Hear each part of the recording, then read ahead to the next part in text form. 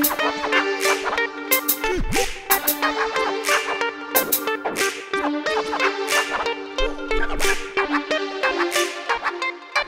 me dobro upoznaš, reći ćeš ti da sam dobar. Ako me zamrziš i prodaš, vidjet ćeš da sam zloban. Jedan dan vam darujem, sljedeći ću biti grozan. Jedan čovek u 7, drugi u pola 8.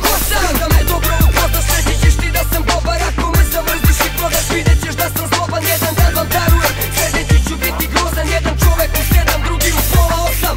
Više nisam isti čovek ko sam, ne znam ni ja sam. Ako sebe ne znam ja, ne možeš ti da me znaš. Kad se vratim u taj kraj, tamo gdje me svako zna, više neću biti onaj što sam bio tad. Misliš da me poznaješ jer prepoznaješ moj glas, ali nešto osjećam i u duši kakav sam. Neki misle da sam lud, drugi misle da sam kralj. Jedni kažu da sam glup, drugi da sam pametan. Ništa više nema smisla, ovaj život nije lak. Zato moram da se borim, moram da ostanem jak. Naviko sam baš na to da se borim kao sad.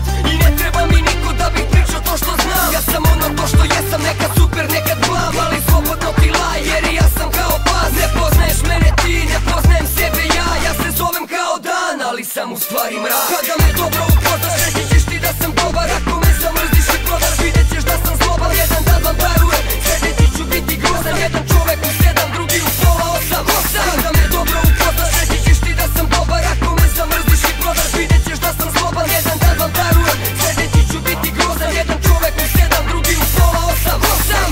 Ne znam na koga i na šta, ali opet ja sam ljud. Da sam šizofreničar, ko sam, da li sam lud. I već po koji put ulazim u neki krug. Pitam sebe šta ću tu, pitam se ko je drug. Jer sam puno puta iz leđa vadio noževe vaše. Na najbolje ortake nekad bacao sam flaše. Mnoge sam ljude zavolao pa su počeli da zrače. Da li je problem u meni, možda pukli smo od ganđe.